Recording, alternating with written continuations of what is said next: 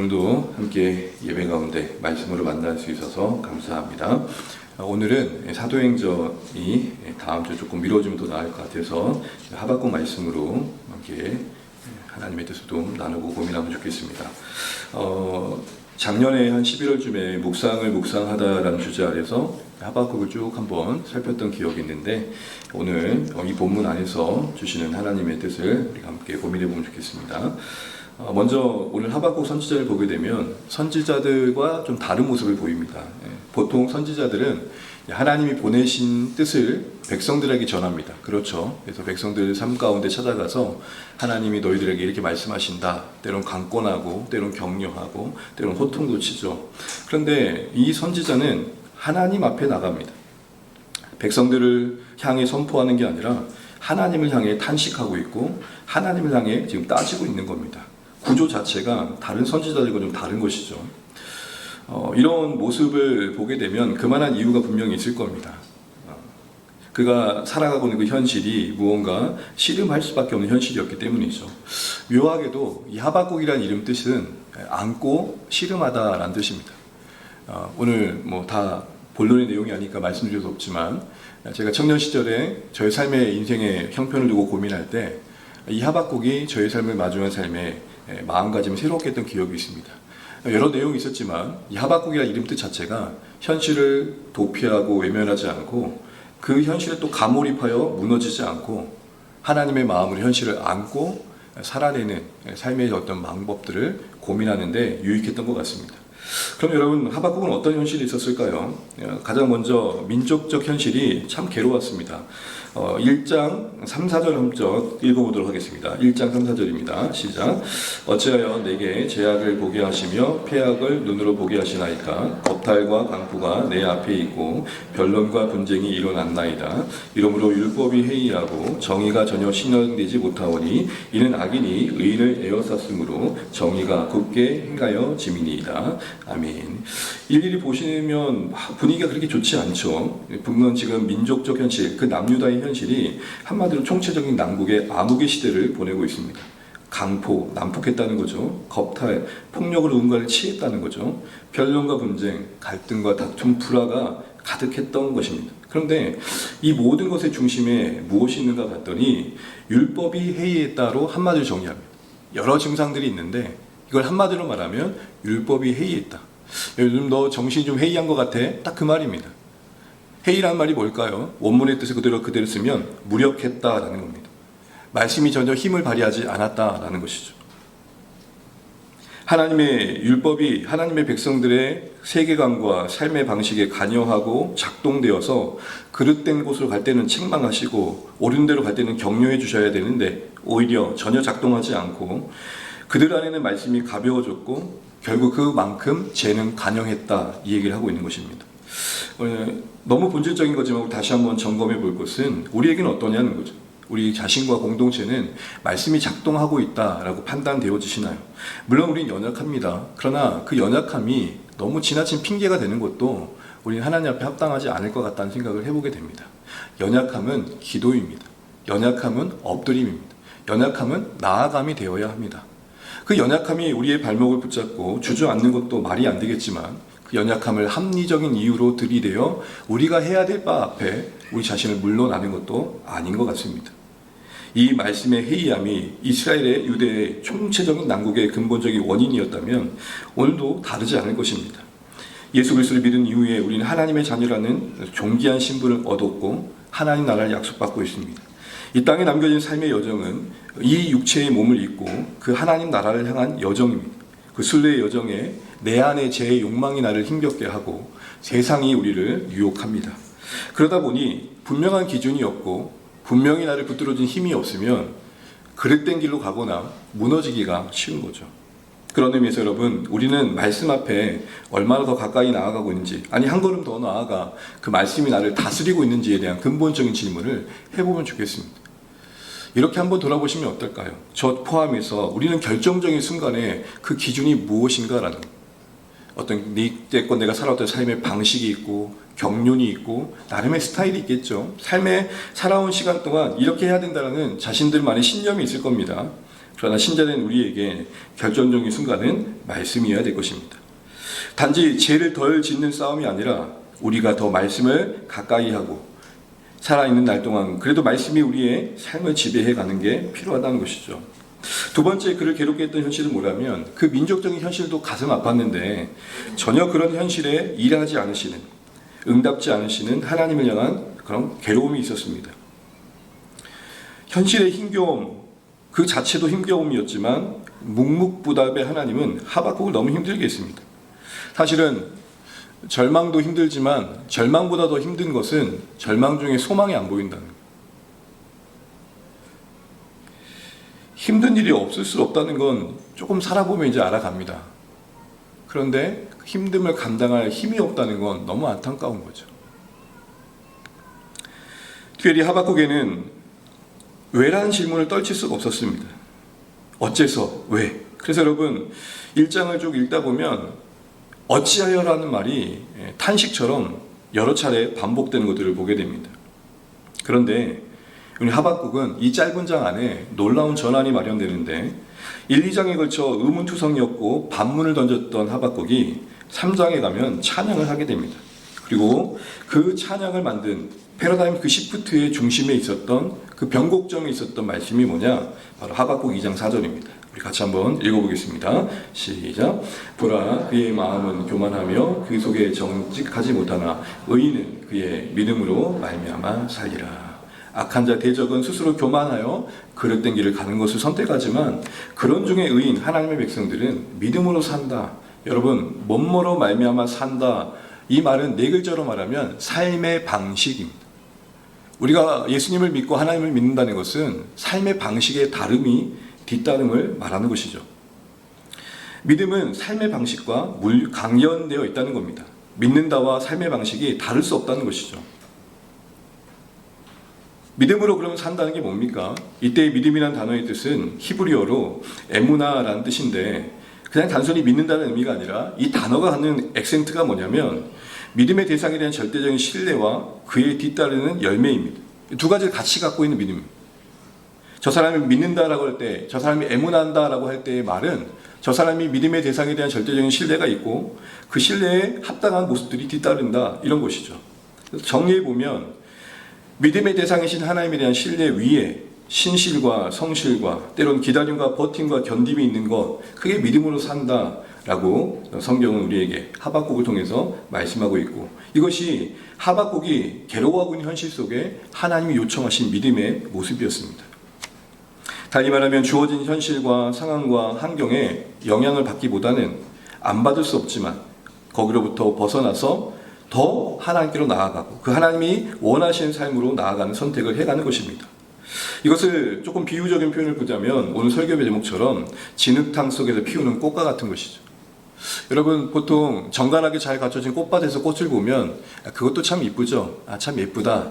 이렇게 예쁜 꽃들이 모여있네, 그럽니다.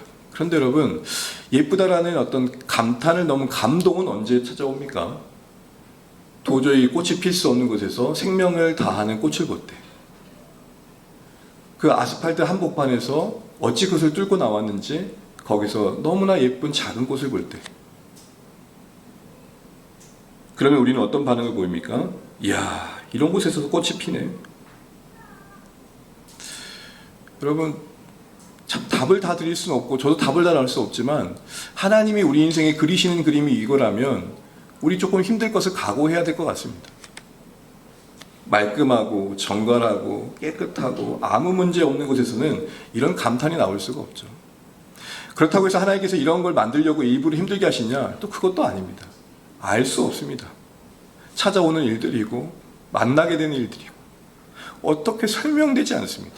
그런데 그 설명되지 않아 왜라는 질문을 수없이 던지는 우리에게, 그러다 보니 때론 믿음이 있다고는 강한 신자조차도 그 의문이 해결되지 않아 무력해지고 흔들리고 이전에 정말 믿음이 있었는 사람이 맞나 할 정도로 무너질 때가 있습니다. 예외가 없습니다. 그때 하나님께서 원하시는 그림이 뭘까요? 왜는 설명되지 않았지만 그 상황을 주관하고 계신 하나님을 바라보고 그 하나님 때문에 그 안에서 다시 소망을 보는 것이죠. 이해되지 않지만 신뢰하는 것. 이 말처럼 참 고민되는 말이 없습니다. 여러분, 믿음은요, 이해되지 않지만 신뢰하는 거예요. 이해되면 신뢰는 다 거의 하는 거 아닐까요? 이것이 바로 멋모로 말미암아라는 그 삶의 방식의 내용이고, 이런 삶의 방식이 결국 이 땅에서 우리의 삶의 다름을 만들어내는 것입니다. 이런 구별과 다름이 바로 신자된 우리에게 요구되는 것입니다. 교회 생활하다 보면 다른 게 많죠. 이 시간 이 자리에 나와서 예배하는 것도 다르신 거고, 교회의 어떤 스케줄에 따라서 모임에 참여하는 것도 다르신 거고, 또 성경책을 다 읽고 다닌 것도 다른 거고요. 그것도 하나의 다름일 것입니다. 그러나 여러분, 성경이 말하는 다름은 삶의 방식입니다. 우리가 존재하는 그곳에서, 우리가 두 발 딛고 있는 그곳에서의 삶의 매력입니다. 유별남이라고 표현할 수 없는 따뜻함이며 다가가고 싶은 마음입니다.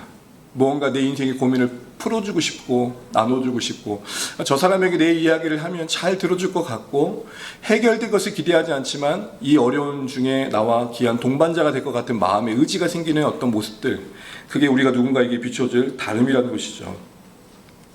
여러분, 초대교회가 달리 보였던 그 이유들을 우리가 많이 들었을 겁니다. 당시에 초대교회가 소리 없이 영향력을 끼칠 수 있었던 것은 바로 이런 다름이었습니다. 종교적인 색깔을 강하게 드러낸 유별남이 아니라 그의 존재의 다름, 삶의 다름이었습니다. 특별히 원형 경기장에서 잔혹하게 죽어가는 짐승의 맹수의 먹잇감이 되는 그 현장에서도 의연하게 그 죽음을 받아들이는 모습은 꽤나 충격적이었다는 기록이 있습니다. 더 나아가 그런 가운데 자신의 가족을 지키기 위해 가장이 그 맹수들 앞에 등지고 자신들의 가정의 자녀와 아내를 품고 있는 모습은 그 가운데도 더 큰 충격이었다고 합니다. 지금은 여러분, 이게 우리에게는 어떻게 와닿을지 모르겠지만 당시에게는 그 가부장적 사회에서 가정의 구성원들은 하나의 부속품과 같았습니다. 마음에 안 들면 바꿀 수 있었고, 또 뭔가 잘못하면 내보낼 수 있었고, 그런 상황에서 한 가장이 맹수들 앞에서 아내를 지키고 자녀를 지키겠다고 자신 스스로 맹수밥이 되는 그 모습들은 꽤나 충격적이었다는 거죠. 코로나를 지나고 한국교회가 여러 면의 평가들을 내놓고 있지만 여전히 힘을 발휘하지 못하는 부분에 있어서 참 많은 평가들이 있습니다. 무엇이 정답인지 저도 잘 모르겠지만 적어도 우리가 그 코로나를 지나면서 이런 다름을 보였는가라는 질문들을 해보게 됩니다. 이 다름은 뭐의 열매일까요? 따름의 열매입니다. 우리의 다름은 하나님을 따름의 열매입니다. 하나님의 은혜와 하나님의 긍휼과 하나님의 소망과 하나님의 신실하심을 주목하고 그것을 따라가다 보니 열매 맺어지는 게 다름입니다. 기독교 신앙은 나 달라져야지라는 결단과 각오를 넘어 하나님을 응시하다 보니 어느새 그 하나님의 영광의 아름다움이 흠모하게 되고 저것을 닮아가면 좋겠다라는 마음이 우리 안에 임하는 겁니다. 앞서 김세호 목사님 기도해 주신 것처럼 그걸 달리 표현하면 잠기는 겁니다. 하나님의 은혜에 잠기고 그 아름다우심에 잠기고 그 신실하심에 잠기고 그 하나님의 모든 성품에 잠기는 거죠. 그런 의미에서 오늘 믿음으로 산다라는 말씀을 주시면서 하박국을 회복시키는 과정 속에서 하나님은 하나님 그 자신을 나타내 주십니다. 세 가지 모습을 볼 수 있는데요. 오늘 하박국이 그 형편 속에서 그 진흙탕 한복판에서 꽃을 피웠던 그 중심에 그가 믿음으로 산다고 할 때 믿음으로 바라봤던 하나님은 어떤 분이시냐? 첫 번째는 여전히 일하시는 하나님이었습니다. 처음에는 어찌하여라는 의문을 수없이 던졌습니다. 침묵하신 하나님이 왜 이리도 답답한지요? 말씀드렸던 것처럼 이스라엘의 남유다의 이 총체적인 무너짐의 현실은 선지자의 말씀을 가슴을 불타오르게 했고 답답하게 했습니다. 도대체 하나님, 이 엉망진창인 이 나라를 그냥 두시겠습니까? 라는 거였죠. 우리 하박국 1장 2절 3절 같이 한번 읽어보겠습니다. 2절 3절 같이 읽죠. 시작. 여호와여, 내가 부르짖어도 내가 강포로 말미암아 외쳐도 주께서 구원하지 아니하시나이다. 어찌하여 내게 제약을 보게 하시며 폐역을 눈으로 보게 하시나이까. 겁탈과 강포가 내 앞에 있고 변론과 분쟁이 일어났나이다. 아멘. 어느 때까지입니까? 라는 말을 주목해 보십시오. 이 말이 무슨 말이에요? 지금 제가 하나님께 얼마나 이 사실을 알려드렸습니까? 정확한 물리적인 시간은 모르겠지만 적어도 분명한 응답이 안 주어지는 건 분명합니다.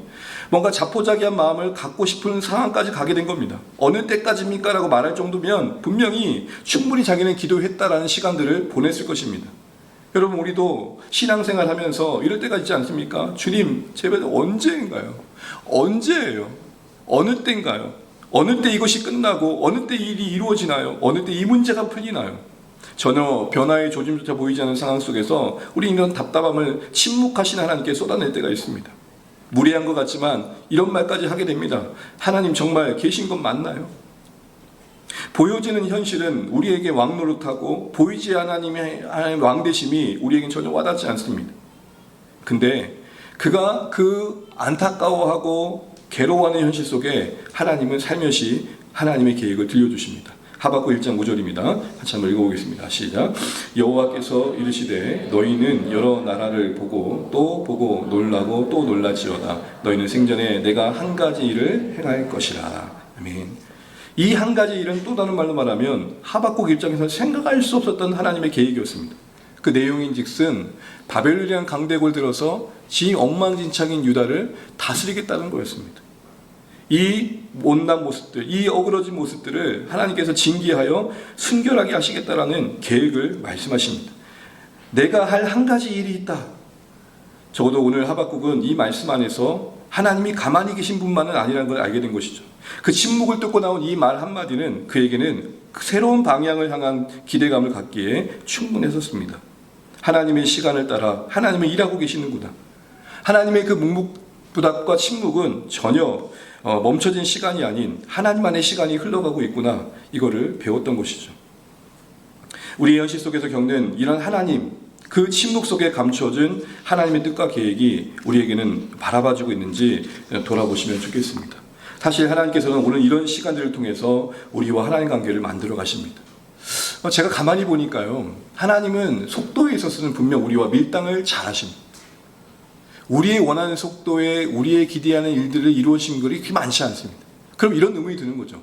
하나님은 느린 하나님인가? 아니면 하나님은 느긋한 하나님인가? 여러분, 느림과 느긋함이 구별되십니까? 느긋함 하면 떠오르는 지방이 있죠. 충청도. 제가 대전에 사역을 했기 때문에 여기 한국 대전에서 오셔서 느긋함과 느림을 이렇게 구별하시더라고요.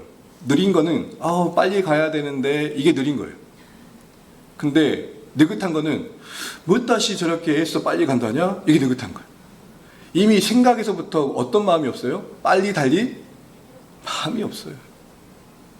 우리 하나님은 그런 분이십니까? 아니요. 우리에게는 느려 보이는 하나님이시지만 그 누구보다 느긋한 분이 아니십니다. 그 누구보다도 한 영혼이 주께로 돌아오길 바라고 계시고, 그 누구보다도 주의 백성들을 만나고 싶어 하시고, 그 누구보다도 이 땅이 온전해져서 하나님의 영광을 예배하는 온 나라가 회복되기를 간절히 바라십니다. 하나님의 그 열심을 우리는 알고 있습니다. 그러나 그것이 펼쳐지는 현실은 느리다 못해 멈춰져 진짜 아무것도 안 일어난 것 같은 시간들을 우리가 보내는 것이죠. 이런 시간계 속에서 사는 신자들에게는 뭐가 있어야겠습니까? 풀리기만을, 해결되기만을 바라는 게 아니라 우리 하나님은 분명 느려 보이지만 느긋한 분은 아니시니, 방관자처럼 보이지만 주관자이시니, 무언가 답답한 현실 속에서도 하나님은 하나님 안의 계획을 펼쳐 가신다라는 믿음을 가지고 살아가는 신앙의 여정이 되어야 한다는 것이죠. 그렇게 보면 제가 배운 작은 지혜 한 가지는, 하나님은 문제의 해결로 우리의 믿음이 동원되기보다는 믿음으로 그 문제 속에서 자라기를 바라시더라고요. 보겠지만 하박국이 하나님의 응답을 듣고 믿음을 새롭게 하고 현실을 새롭게 바라보지만 바벨론으로부터 심판받는 현실은 바뀌지 않습니다. 감당해야 할 짐은 있다는 겁니다. 그런데 찬송이 나오는 거죠. 하박국이 자란 거죠. 하박국이 성장하는 거죠. 바로 이러한 믿음의 여정으로 우리를 이끌고 계시다는 것입니다. 사랑하는 주안의 가족 여러분, 하나님의 시간, 하나님의 때, 생각하지 못했던 그 하나님의 은혜와 영광을 보게 되는 여정으로 우리가 믿음으로 바라보시면서 풀리지 않는 시간들을 인내와 오래 참음으로 채워가실 수 있는 우리의 삶이 되시기를 간절히 바랍니다. 두 번째로 볼 수 있는 것은 어찌하여라는 두 번째 탄식에 이어진 내용 속에서 발견한 하나님의 모습인데요. 듣고 나니까 감사했습니다. 그런데 한 번 더 생각해 보니 이건 또 말이 안 되는 거예요. 어떤 측면에서죠? 하나님 심판하신 것은 감사한데 왜 그게 하필 바벨론입니까? 하나님 왜 하필 바벨론입니까? 앞서서는 의문을 던졌다면 두 번째는 반문하는 거죠. 왜 바벨론에 대한 반문을 한 겁니까? 바벨론은 오히려 심판을 받아야 할 민족이었거든요. 거룩하신 하나님의 백성을 그보다 못한 바벨론 등에 심판한다는 건 말이 안 되는 거죠. 물론 하나님 이스라엘이 못났지만 그래도 바벨론보단 낫지 않나요? 이렇게 따지는 겁니다. 그래서 하박국 1장 13절 14절 말합니다. 같이 한번 읽어볼게요. 시작. 주께서는 눈이 정결하심으로 악을 참아보지 못하시며 패역을 참아보지 못하시거늘 어찌하여 거짓된 자들을 방관하시며 악인이 자기보다 의로운 사람을 삼키는데도 잠잠하시나이까. 주께서 어찌하여 사람을 바다의 고기 같게 하시며 다스린 자 없는 벌레 같게 하시나이까. 바벨론이 얼마나 강한 군사력이었는지 나라를 정복하는 것을 낚시에 비유합니다. 여러분, 낚시하러 가는 분들이 고대해 보이던가요? 즐거워 보이던가요? 그처럼 해피할 수가 없어요. 그 긴 시간을 바다와 함께 대화하는 거 보면 대단한 실력이에요. 그렇게 기도하면 얼마나 좋을까 싶은 생각도 들어요. 고기 잡듯이 민족을 착취하는 이 비유 자체가 얼마나 여러분 정말 무섭습니까? 치열한 전쟁 끝에 쟁취된 나라가 아니라 너무 쉽게 정복해 가는 거예요. 그만큼 무섭고 공포스럽고 벌벌 떨 만큼의 공포감을 주는 바벨론이었던 것이죠. 그런데 그들을 통해 이뤄진 이 일들에 대해서 왜 하나님은 잠잠하십니까? 라고 따지는 겁니다. 하박국의 고민은 뭐냐면 이해할 수 없는 하나님입니다. 앞에서는 답답한 하나님이었다면 지금은 이해할 수 없는 하나님. 듣게 된 이야기를 통해 알게 된 하나님은 뭐죠? 이해를 넘는 하나님이심을 보게 됩니다. 한마디로 말하면 이렇게 하시는 건 너무하신 거죠. 이건 아니잖아요. 라는 것에 하나님이 이렇게 답하십니다. 우리 하박국 2장 13절 14절 같이 한번 읽겠습니다. 민족들이 불탈 것 수고하는 것과 나라들이 헛된 일로 피곤하게 되는 것이 만군의 여호와께로 말미암음이 아니라 이는 불이 바다를 덮음같이 여호와의 영광을 인정하는 것이 세상에 가득함이라. 아멘. 오늘 하나님께서는 그 민족을 들어쓰신 일이 궁극적으로는 구원이요 또 심판을 이루는 과정임을 재차 말씀하시면서 하나님은 분명 이 심판의 도구로 쓰인 민족이 심판받게 될 것을 말씀하십니다. 하나님 때에 그들의 교만을 허물 것을 말씀하고 계시고 결국에 그 과정은 물이 바다를 덮는 것과 같은 결과를 만드는 과정이라는 것이죠. 물이 바다를 덮는다는 말의 표현은 무엇입니까? 여러분, 물이 차오른다는 것은 적어도 보이지 않는 곳 구석구석을 채울 때 가능. 여러분, 어떤 지하가 있는데 보이진 않아요. 어떻게 구멍이 되는지 몰라요. 근데 물을 한없이 부어요. 계속해서 들어가요. 그러면은 밑에는 아직까지 빈 곳이 많다는 거죠. 그런데 지상으로 물이 차오릅니다. 그럼 어떻게 된 거예요? 다 어딘가는 빈 곳이 다 채워졌다는 거예요. 물이 바다를 덮는 이 당연한 말은 우리에게 그런 것을 보여주는 거예요. 곳곳마다 하나님의 주권이 인정되어지는 영광스러운 종말을 예고표처럼 이 하박국에게 바벨을 통해 이루고 계심을 말씀해주고 계시는 겁니다. 사랑 주 안에 가는 여러분, 한마디로 하나님은 하박국에게 뭘 보여주신 거죠? 네가 생각하지 못하는 큰 그림이 있다는 거예요. 이 큰 그림 속에 하박국은 그 현실을 살고 있다는 것을 이해했어야만 했습니다. 그럼 앞서 계속 말씀드리지만 우리 신앙의 여정은 알고 가는 게 아니라 그런 의미에서 믿고 맡기고 가는 것입니다. 지난주에 정말 우리의 인생을 이끌어 가시는 주님이 어떤 분이신지를 주목하면서 우리의 삶을 감당해 가는 것이죠. 마지막으로 하박국은 성루에 섰을 때 그 하나님을 깊이 만났다는 것을 우리에게 알려주고 있습니다. 우리 하박국 2장 1절 말씀이 있고 말씀을 좀 마무리해 가보도록 하겠습니다. 2장 1절입니다. 세 번역 번입니다. 읽습니다. 시작. 내가 초소 위에 올라가 서겠다. 무엇이라 말씀하실지 기다려보겠다. 내가 호소한 것에 대하여 주님께서 어떻게 대답하실지를 기다려보겠다. 이 모든 말을 들은 뒤에 묵묵히 오늘 하박국은 하나님을 바라보고 있는 것을 보게 됩니다. 무언가 하나님께서 이 들려준 사실들 앞에 나의 의문에 말씀해 주셨듯 또 이 반문에 하나님 그건 아닌 것 같은데요 라는 것들에 일하실 하나님을 다시 한번 바라보면서 서 있는 것을 보게 됩니다. 그래서 들었던 말씀이 바로 그 하나님의 구원의 계획이었던 거죠. 그러므로 우리가 전환점이 되었던 하나님에 대한 믿음의 새로움이 오늘 성루에선 하박국에서 배워야 할 자세라는 것입니다. 그가 어떤 자세로 하나님께 나아갔기에 그런 하나님의 은혜의 전환을 경험할 수 있었느냐라는 것이죠. 오늘 보시는 것처럼 그는 망루, 초소에 올라가겠다 각오합니다. 여러분, 이스라엘 성벽의 망루는 그 성읍 내에서 가장 높은 곳이고, 그래서 성읍을 지키는 파수꾼들이 경계를 섰던 장소입니다. 가장 멀리서부터 적이 오는 것을 알 수 있는, 그래서 경보를 알리는 곳이었고, 가장 먼저 위협을 알리고 성읍의 안전을 보장하는 역할을 했던 곳이 바로 망루입니다. 망루의 이 특성상 하늘 가장 가까운 곳에 있었던 곳이 망루이기도 했습니다. 이런 의미에서 여러분, 오늘 하박국이 가장 가까운, 하늘 가까운 곳 망루로 갔던 것은 우리에게 이 답답한 현실, 이해되지 않는 현실을 이겨내기 위해 하나님께로 적극적으로 나아간 하박국을 우리에게 보여주는 것입니다. 그렇게 볼 수 있는 성경적인 근거도 보게 되면, 여러분, 성루라는 말을 잠언에서는 이렇게 쓰고 있습니다. 우리 시편에서 시편 18편 10절입니다. 우리 함께 읽어보겠습니다. 시작. 여호와의 이름은 견고한 망대라. 의인은 그리로 달려가서 안전함을 얻느니라. 아멘. 비유인데 하나님께로 달려가는 것을 어디로 달려가는 것을 비유하고 있습니까? 견고한 망대. 망대는 뭡니까? 가장 높은 곳, 가장 하늘 가까운 곳. 그런 의미에서 여러분, 견고한 망대의 또 다른 의미는 하나님 그분이십니다. 하나님은 우리에게 망대와 같은 분이시다. 가장 위협할 때 피난할 만한 곳이고, 가장 답답할 때 하늘 가까운 곳에서 하나님을 만날 수 있는 장소수 망루는 하나님 그 품을 상징합니다. 성루에선 이 하박국의 믿음의 선택과 행동은 결국 하나님께로 달려가는 거였습니다. 닥친 문제들 앞에 매몰되기보다는, 끌려다니기보다는 하나님께 나아가기를 선택한 겁니다. 여러분, 믿음이 있다는 것은 어려움이 없다는 게 아니라 어려움 중에도 선택은 하나님께로 나아가기를 선택한다는 것입니다. 가만히 보면 어려움 중에 그 어려움이 우리를 다 주관해가지고 삶의 모든 것들을 어그러뜨릴 때가 있습니다. 그러나 하나님이 기대하시는 것은 그 어려움이 기회가 되어서 하나님께 나아가는 것입니다. 쉽지 않지만 이 문제가 하나님께 나아가는 오히려 계기가 되는 것. 그럴 때 우리는 그 풍랑 인하여 하나님께 더 가까이 간다는 찬양의 고백이 와 나올 것입니다. 또 나아가 오늘 이곳은 나아가는 자리이기도 했고, 응답을 듣고 또 깨닫는 자리이기도 했습니다.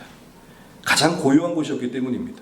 여러분, 하나님께 나아갈 때 우리에게 이런 구별된 고요한 장소가 있는지를 좀 돌아보시면 좋겠습니다. 사실은 참 우리가 살아가는 데 있어서 우리의 판단을 흐리게 하고 우리의 생각을 왜곡시키는 참 온갖 소리들이 많이 들립니다. 여기서 이 말하고 저기서 저 말하고 시끄러운 소리들이 너무나 우리의 내면의 세계에 혼돈을 줍니다. 고요함이 필요합니다. 가만히 하나님을 응시함이 필요합니다. 하나님이 우리를 사랑하신 증거를 십자가 안에서 확인하실 필요가 있습니다. 이해되지 않는 현실 속에 그래도 분명히 보여주신 하나님 사랑의 확증, 그 아들을 우리 가운데 내어주시고 그 거룩한 희생을 통해 우리를 구원하신 이 일은 분명하니 여기서부터 시작하셔야 됩니다.